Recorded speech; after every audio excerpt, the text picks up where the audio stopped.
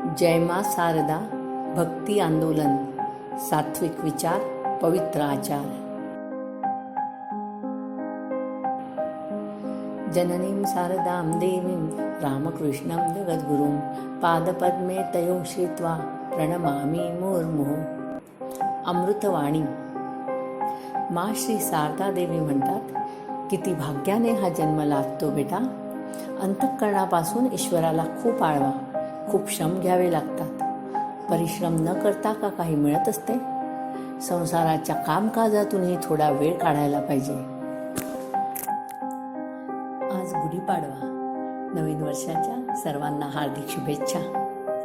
या नवीन वर्षात आमची सुंदर, श्रेष्ठ आध्यात्मिक व सांस्कृतिक मूल्ये जीवनात येवोत व आम्हा भारतीयांचे जीवन सात्विक, पवित्र हो, हीच ईश्वरचरणी प्रार्थना आहे। स्वात्मपरीक्षण। माझ्या प्रिय भारतीय भगिनीनो आणि बंधूंनो, तुमच्या स्वतःच्या जीवनाच्या नावाने आम्ही तुम्हाला आवाहन करतोय। ज्यांचा वारसा तुम्ही घेऊन आला आहात त्या तुमच्या पूर्वजांच्या नावाने तुम्हाला आवाहन करतोय। ज्यांच्यासाठी तुम्ही आपला वारसा ठेवून जाणार आहात त्या तुमच्या वंशजांच्या नावाने तुम्हाला आवाहन करतोय।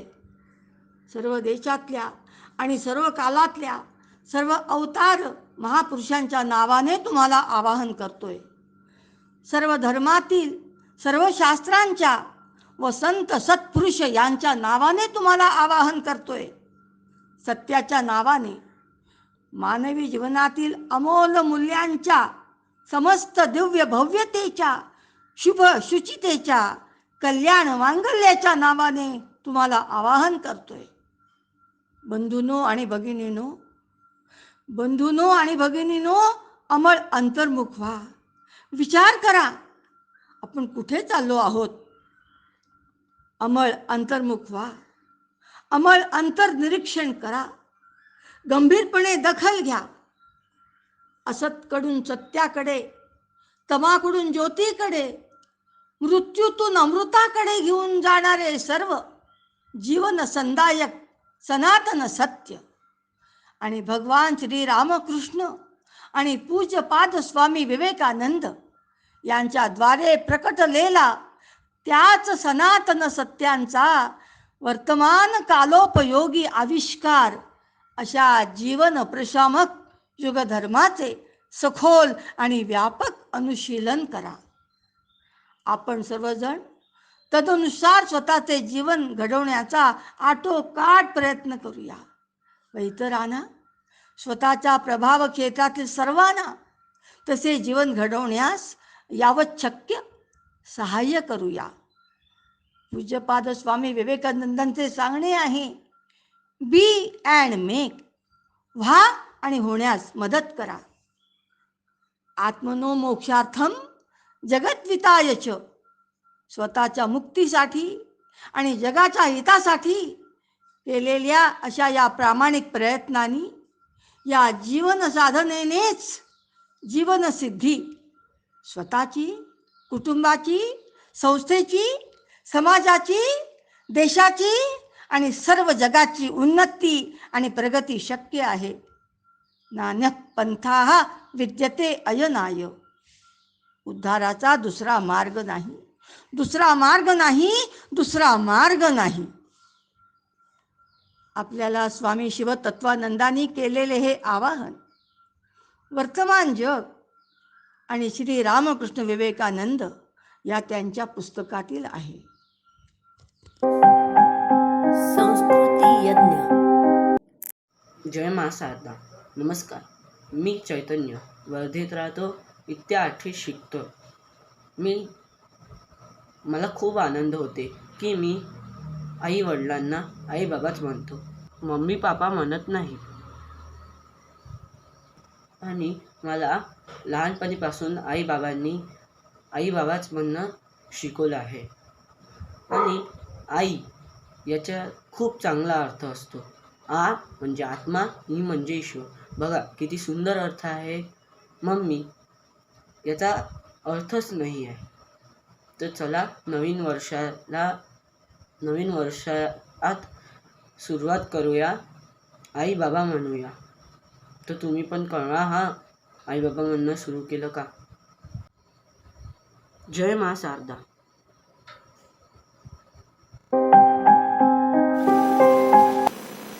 जय माँ शारदे. मैं प्रिया असावा, सिरपुर कागजनगर, तेलंगाना. सात्विक विचार पवित्र आचार, यह जो आंदोलन है बहुत ही अच्छा है और इसकी बहुत ही जरूरत है हमारे जीवन में. मैं खुद भी सात्विक विचार पवित्र आचार के वीडियोस को देखकर एवं लेख को पढ़कर प्रभावित हुई हूँ.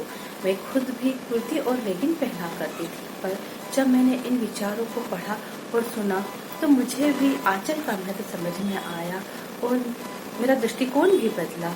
अब मैं भी अपने जीवन में सिर्फ साड़ी ही धारण करूंगी. मेरी प्रिय भारतीय बहनों, हम अपने जीवन का सही अर्थ क्यों नहीं समझते और अपने जीवन को पवित्र रखने का प्रयत्न क्यों नहीं करते? मैं एक विवाहित भारतीय स्त्री हूँ. कितनी सुंदर और पवित्र है हमारी वेशभूषा. विदेशी लोग भी ऐसी सुंदर वेशभूषा को देखकर धारण कर रहे हैं और हमारे इस सुंदर देवी रूप के आगे नतमस्तक हो रहे हैं. नए पुरानों का समन्वय करने वाली सुशील भारतीय स्त्री को नजर लग गई है. कहाँ चला गया हमारा यह दिव्य रूप? हम पाश्चात्य वेशभूषा को क्यों धारण कर रहे हैं? हम स्त्रियों को यह नहीं मालूम कि वस्त्र लज्जा के लिए होता है, अंग प्रदर्शन के लिए नहीं. इतनी साधारण सी बात भी हम नहीं जानते. अब हमारा रूप विकृत हो रहा है. हम साड़ी भी पहनते हैं तो ऐसी फैंसी साड़ियाँ जिसमें हमें अपने आंचल से ढकना होता है, पर उसमें तो हमारा अंग प्रदर्शन ज्यादा होता है. आज कुर्ती और लेगिंग का जो नया चलन चल रहा है उसमें हमने चुन्नी को तो भुला ही दिया है. हम हमारी छोटी छोटी बच्चियों को hot pant, hot top, crop top, ना जाने कितने छोटे छोटे वस्त्र पहनाते हैं जिससे उनका अंग प्रदर्शन ज्यादा होता है, जिससे उन पर अत्याचार होता है. हम अपनी बच्चियों को अपने संस्कृति से अलग कर रहे हैं, उनका जीवन नरक बना रहे हैं. सात्विक वस्त्र धारण कराने से उनका मन भी सात्विक होगा और विचार भी सात्विक होंगे और वह आगे बड़ा होकर एक साथ दो कुलों का नाम रोशन करेगी. आजकल टीवी पर तो बस लव अफेयर और ब्रेकअप के अलावा कुछ और दिखाते ही नहीं है सीरियलों में, और हम अपनी बच्चों के साथ बैठकर ऐसे ही सीरियल देखना पसंद करते हैं जिनका उन पर बुरा असर पड़ता है. उन्हें नहीं मालूम होता है कि यह जो सीरियल बनाने वाले हैं उन्हें उनके काम के पैसे मिलते हैं, पर उन्हें नहीं मालूम होता है कि हम तो फ्री में ही बिक रहे हैं. उसका उनकी जिंदगी पे बहुत बुरा असर होता है. ऐसे सीरियलों को देख कर हमारी बच्चियां बिगड़ रही हैं. आजकल तलाक और डिवोर्स के केसेस बढ़ते जा रहे हैं, जिससे अच्छे खासे घर बर्बाद हो रहे हैं. क्यों नहीं हम अपने बच्चियों के साथ बैठकर संध्या वंदन करें, 10 मिनट ही सही भजन करें, जिससे उनके विचार व्यवहार सब पवित्र होंगे. और आजकल YouTube पर विभिन्न प्रकार के व्यंजन बनाने सिखाए जा रहे हैं. जो हमारी बहनें अनेक प्रकार के व्यंजन बनाना सिखाती है वह तो एक शिक्षक यानी कि गुरु माँ. दूसरे दृष्टिकोण से वह अन्नपूर्णा माँ होती है. उनमें से किसी बहनों के वस्त्र अशोभनीय होते हैं जो देखने में भी शर्म आती है.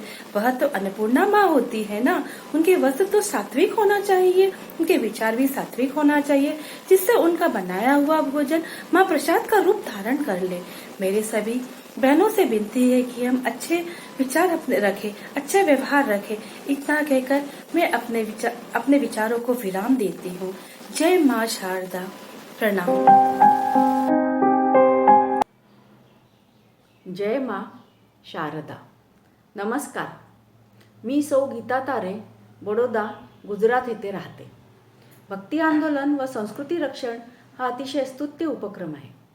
अशा उपक्रमाची आजच्या काळाला गरज सुद्धा आहे. कारण आपण पाश्चात्य देशाच्या अनुकरणामुळे आपली सांस्कृतिक मूल्ये विसरत चाललो आहेत आणि त्यामुळे मूल्यांचा ऱ्हास होतो आहे आणि त्याचे वाईट परिणाम समाजावर होताना दिसत आहेत. वेळेवरच जर आपण त्याला थांबविण्याचा प्रयत्न नाही केला तर त्याचे गंभीर परिणाम पाहायला मिळतील. आज घटस्फोटाची ज्वलंत समस्या समाजापुढे उभी आहे. आपण बघतोच की क्षुल्लक कारणावरून घटस्फोट होत आहेत. याचं फार वाईट वाटतं. मुलं झालेली असताना, मुलं 15-16 वर्षाची असतानाही घटस्फोट होत आहेत हे ऐकून किंवा पाहून मनाला खूप यातना होतात. काही ठिकाणी असंही पाहायला मिळतं की मुलंच आपल्या आईवडिलांना समजवतात की वेगळे होऊ नका. ही किती दुर्दैवाची गोष्ट आहे. त्यांनी मुलांचा सुद्धा विचार करू नये? त्यांच्या मनावर काय परिणाम होतील, त्यांच्या भविष्याचं काय? मुलांना आई वडील दोघांचीही गरज असते आणि ह्या सगळ्या गोष्टी विचारमंथन करायला भाग पडतात. विशेष करून स्त्री, आई ही सहनशील असते, त्यागाची मूर्ती असते आणि अशावेळी तिने घटस्फोटाचा निर्णय घेण्यात पुढाकार घ्यावा हे केवढं आश्चर्य. जिनं संस्कृतीचं रक्षण करावं तीच संस्कृतीच्या ऱ्हासाला कारणीभूत ठरावी, काय म्हणावे याला. ह्यावरून कुठेतरी तिच्यावरच संस्कार कमी पडतात, तिच्यावरही बाह्य प्रवृत्तीचा पगडा बसलेला दिसतो. आई मुलांना संस्कार देण्यात कुठेतरी कमी पडते की काय हा प्रश्न पडतो. असं मला वाटतं. शिक्षण व आधुनिकतेच्या नावाखाली मुलांना जी मोकळीक दिली जाते त्याचा परिणाम तर नाही ना. ज्या मुली घटस्फोट घेतात त्यांच्यावरही त्यांच्या आईवडिलांचे संस्कार कमी पडतात. स्त्री पुरुष समानतेच्या नावाखाली जी मोकळीक दिली जाते ते बरोबर आहे का? मुलींना मुलींसारखंच वाढवा, त्यांना उच्च शिक्षण द्या, पण त्यांना आपण एक स्त्री आहोत याची जाणीव पण करून द्या. मुलींना त्याची सवय लहानपणापासूनच लावायला हवी. अगदी साध्या साध्या गोष्टी, मोठ्यांचा आदर करणे, सकाळी लवकर उठणे, स्वतःची कामे स्वतः करणे, अशा अनेक छोट्या छोट्या कामांची सवय त्यांना लहानपणापासूनच लावली तर सामंजस्याची वृत्ती त्यांच्या स्वभावात दिसून येईल. मग प्रश्न पडेल की मुलींनाच का बरं? तर मी म्हणते, मुलींमध्ये किंवा स्त्रियांमध्ये एका घराला संस्कारी करण्याचं सामर्थ्य तिच्यात असतं, जर ती संस्कारी असेल तर. लग्न जमवताना मुलीचं घर व कुळ पाहतात, मुलगी कुठल्या घरची आहे, तिच्यावर संस्कार कसे आहेत, मुलांबद्दल तितकंसं पाहत नाही. नोकरी आणि सवयी ह्याच गोष्टींचा विचार केला जातो. कारण मुलगी घराला स्वर्ग बनवू शकते म्हणून तिच्यावर तसे संस्कार झालेच पाहिजे. घटस्फोट झालेल्या मुलीला किंवा तरुणीला घर राहत नाही, सासर तर नसतंच, माहेरी व समाजात तिला सन्मान पण मिळत नाही. ती कितीही आर्थिकदृष्ट्या पायावर भक्कम उभी असली तरी आयुष्यात कोणाच्या तरी आधाराची तिला गरज असतेच. एकट्याने पूर्ण आयुष्य जगता येत नाही. तसेच मुलांच्या बाबतीतही होतं. मुलं कितीही सशक्त असले तरी अशा वेळेस एकटेपणा जाणवून मनाने कमजोर होऊन व्यसनाधीन होतात आणि डिप्रेशनसारख्या मानसिक आजारांना बळीसुद्धा पडतात. आश्रय नसला तर लता, वनिता आणि पंडित यांचा विकास होऊ शकत नाही. त्यांना आधाराशिवाय हे लोक शोभत नाही. अशा आशयाचं संस्कृत सुभाषित आहे, विनाश्रयेन शोभंती पंडितः वनितः लताः. मी म्हणते की कुठल्याही समस्येची तीव्रता कमी करण्यासाठी वेळ जाऊ द्यावा लागतो. जर त्यावेळेस मन दुसरीकडे, भगवंताकडे, प्रार्थनेकडे आणि योगाकडे वळवलं तर त्यातून चांगलाच मार्ग निघतो. नामस्मरणाचे महत्त्व व फायदेही बरेच आहेत. नामस्मरण केल्याने प्रेमभाव निर्माण होतो, समाधान मिळतं, घरात सात्विकता वाढते व स्वभावात बदलही होतो. नक्कीच याचा फायदा घटस्फोट टाळण्यात निश्चितच होईल. समजा घटस्फोटाची वेळ आलीच तर आईवडिलांनी दुसऱ्या बाजूचंही म्हणणं समजून घ्यावं. मुलं मुली जे कारण सांगतात आहे त्यात तथ्य आहे का? क्षुल्लक कारणावरून घटस्फोटाची वेळ येत असेल तर घरातूनच समजवण्याचा प्रयत्न आधी झाला पाहिजे. कारण फॅमिली कोर्टही तेच करतं. ह्यावर बोलण्यासारखं बरंच काही आहे, पण वेळेची मर्यादा असल्यामुळे मी माझं म्हणणं आटोपतं घेते. आणि ह्या विषयावर घराघरातून विचारमंथन होऊन संस्कृतीला धरून उचित अंमलबजावणीही व्हायला पाहिजे, अशी माझी कळकळीची विनंती आहे. जय मा शारदा.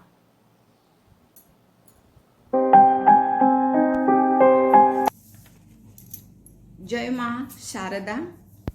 मी बडोद्याहून जयश्री कुलकर्णी बोलते.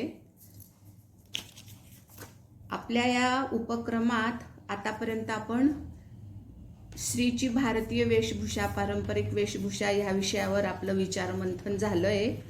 आता आपल्या ज्या वेगवेगळ्या रूढी पद्धती फार पूर्वीपासून चालत आलेल्या आहेत त्या बाबतीत बोलावं आणि तो एक विषय घ्यावा असं मनात आलं, म्हणून रांगोळी या पद्धतीवर मी आज बोलणार आहे. आपली भारतीय संस्कृती ही फार प्राचीन आणि पुरातन आहे आणि त्यात ज्या वेगवेगळ्या पद्धती रूढी आत्तापर्यंत चालत आलेल्या आहेत त्या सगळ्या विज्ञानाधिष्ठित आहेत आणि ह्या सगळ्या पद्धती काही कारणाने आता कालबाह्य होतात आणि काही लोक त्यांना अंधश्रद्धा वगैरे असं मानतात, पण खरं तसं कारण नाहीच आहे.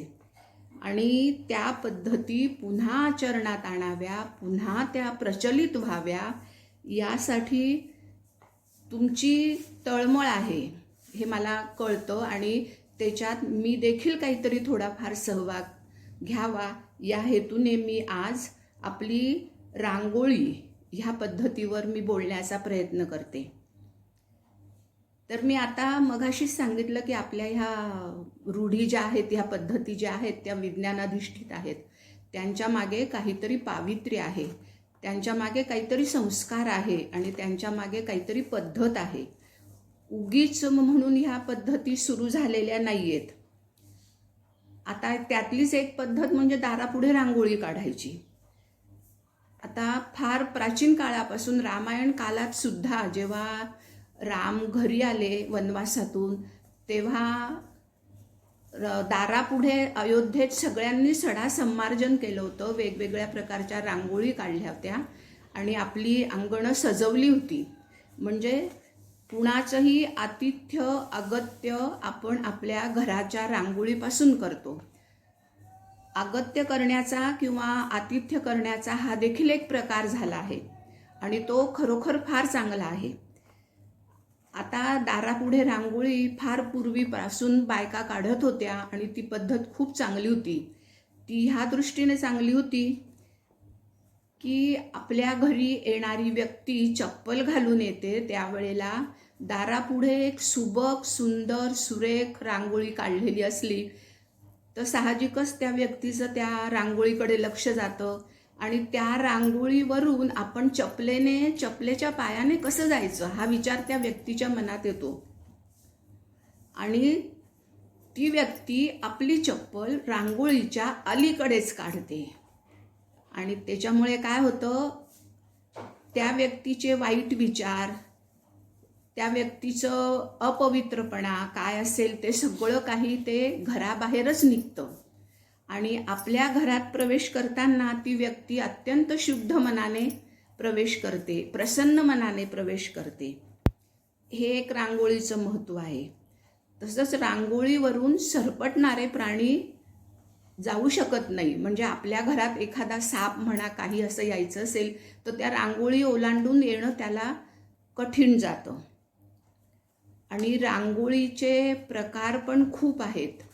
खरं फार पूर्वी रांगोळी फक्त ठिपक्यांची बिंदूंची काढली जात होती. ह्या बिंदूंच्या मागे ह्या ठिपक्यांच्या मागे काहीतरी गणित आहे, कारण ती रांगोळी अमुक एक ठिपक्यांची उभे आडवे तिरपे अशीच काढली जायची आणि तो प्रत्येक बिंदू कोणत्या प्रकारे कुठे जुळवायचा आणि किती सुबक नक्षी तयार करायची हे सुद्धा त्या बाईचं हे यात सुद्धा कौशल्य होतं.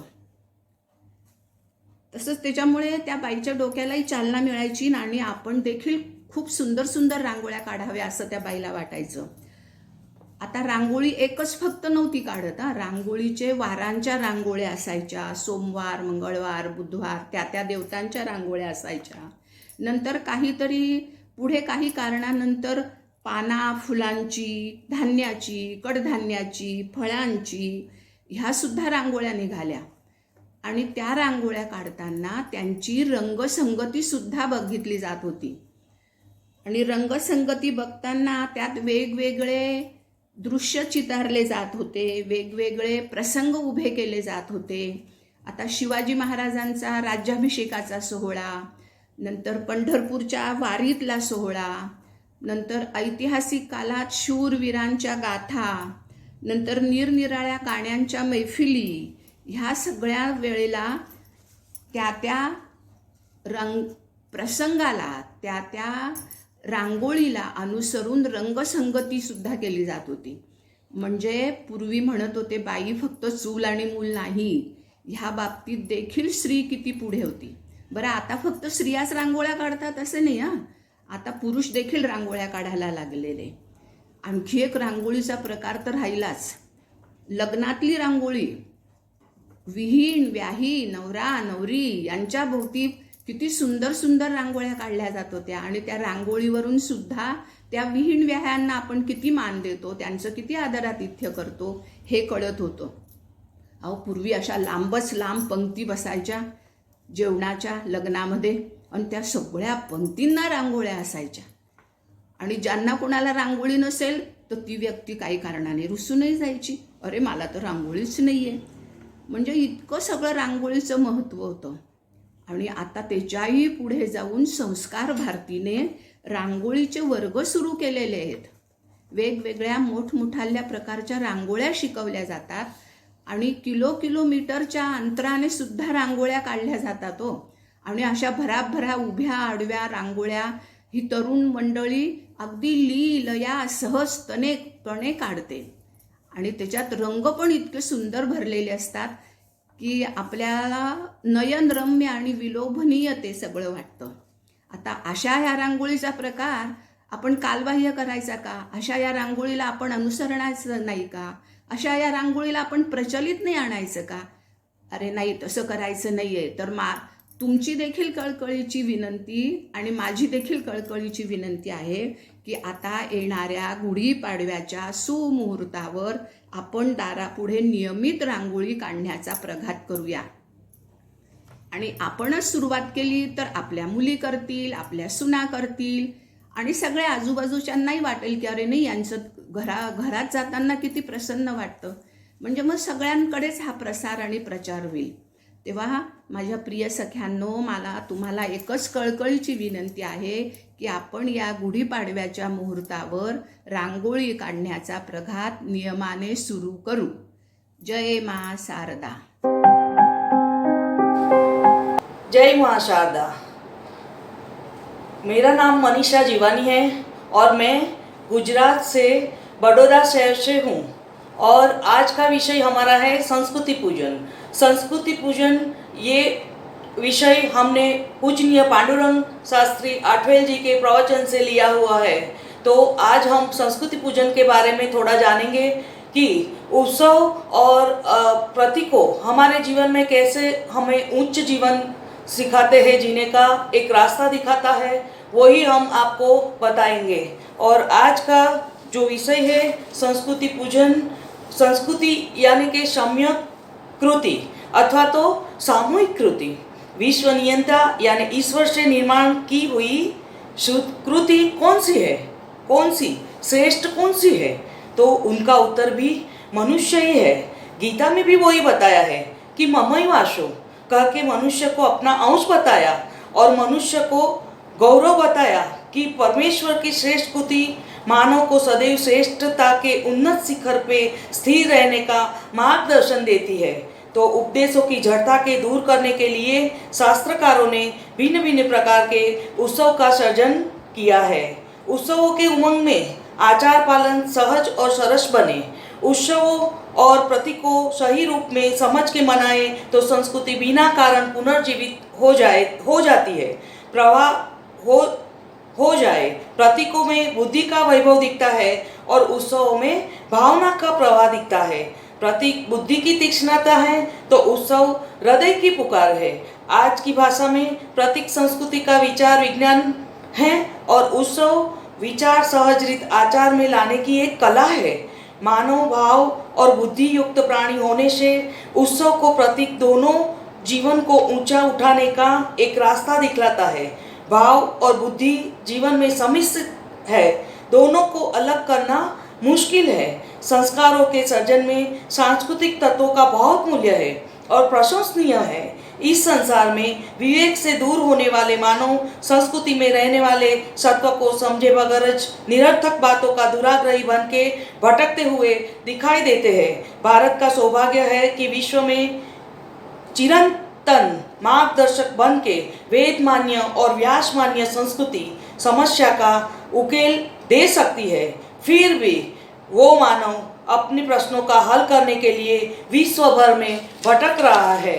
आज के युग में अपनी भारतीय संस्कृति के लिए अस्मिता निर्माण होनी चाहिए और मैं भारतीय हूँ इस बात का गौरव प्राप्त होना चाहिए। भारत में जन्म ये मेरा सौभाग्य है, इस भाव को दृढ़ करना चाहिए। वही मनुष्य मानव है, वही संस्कृति का पूजन कर सकता है। पूजन से निर्माण होना चाहिए कि यानी अपने लिए कुछ नहीं चाहिए। पूजन से समर्पण होना चाहिए, यानी कि हमें कुछ नहीं चाहिए। संस्कृति हमें प्रसाद है तो ही मेरा जीवन भाव के साथ अंतःकरण से समर्पित कर सकते हैं। विश्व के कोने कोने तक सांस्कृतिक विचारों को पहुंचाने का ध्येय, निष्ठा और समर्पण ही संस्कृति का सच्चा पूजन है। हमारे पूजनीय पांडुरंग दादा दिन रात संस्कृति पूजन करते रहे हैं। हम भी उनका पूजन करके काबिल बने और अविरत प्रयत्न करते रहे। उत्सवों और प्रतीकों के पीछे सांस्कृतिक सहयोग जाने और मन भर के जिए और इस सुगंध को सारी सृष्टि में फैलाने की शक्ति, वृत्ति और बुद्धि भगवान योगेश्वर हमें दे, ऐसी प्रार्थना। मनुष्य के समझ के प्रति सत्कृत्यों, मनुष्य सामाजिक प्राणी है, उन पर छोटे बड़े समाज के अनंत उपकार है। मनुष्य यज्ञ यानी के मनुष्य को मनुष्य के नजदीक लाना, मनुष्य के लिए संकुचित सोच यानी कि दृष्टि दूर करके मनुष्य की आकाश की तरह बड़ी विशाल सोच रखनी चाहिए। मनुष्य का तिरस्कार करे, ये अतिशय निंदनीय घटना है। पापी का तिरस्कार न करके पाप का तिरस्कार करना चाहिए।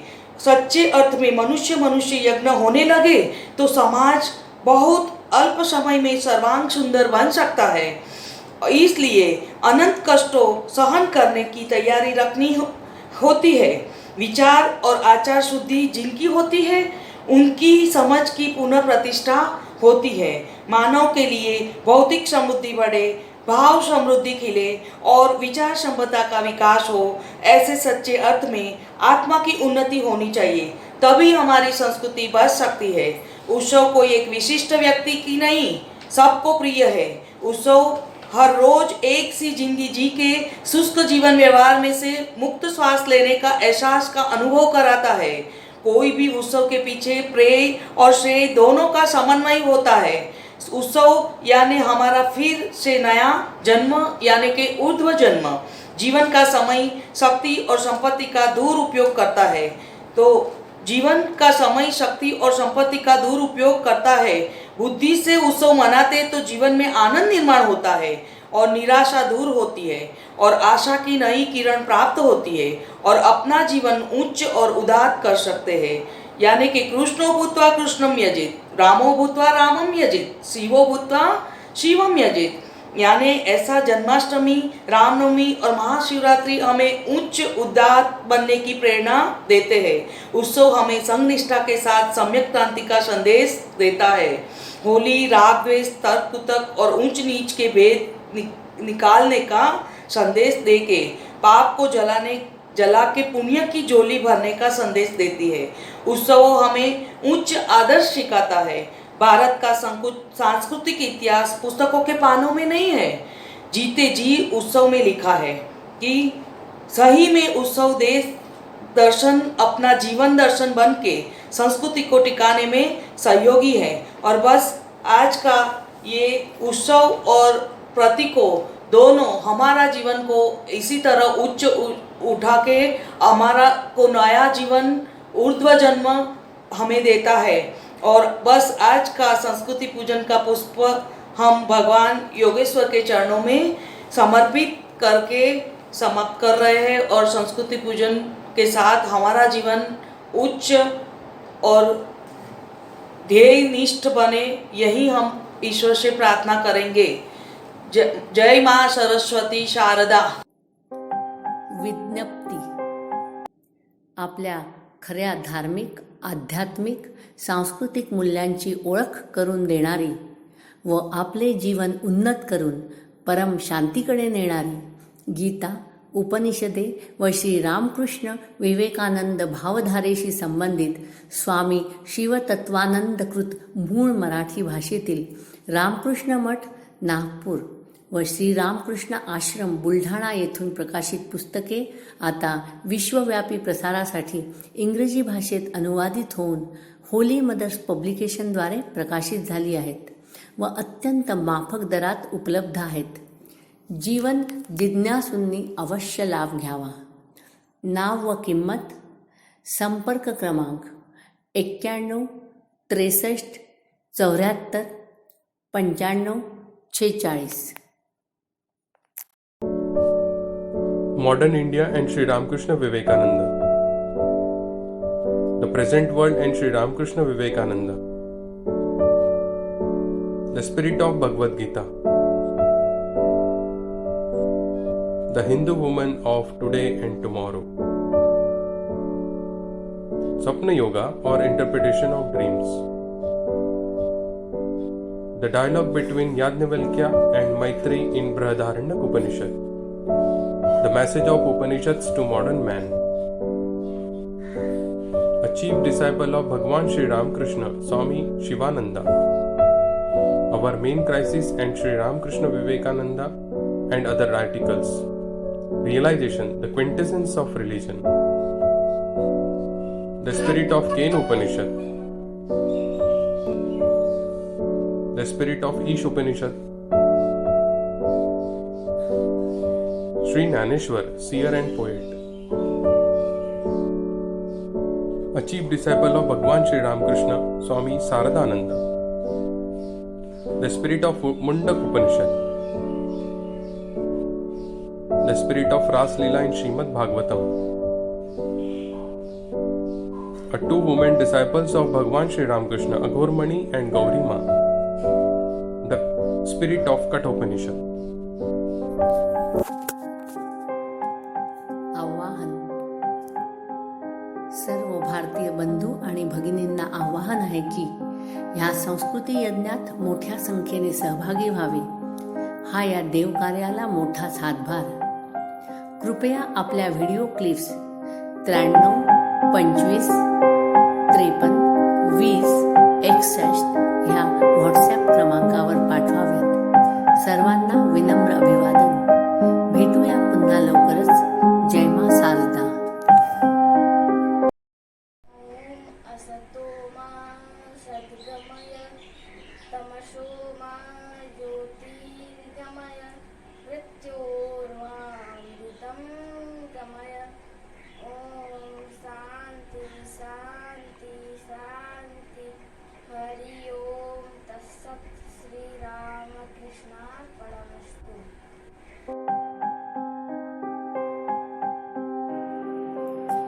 जय मा शारदा.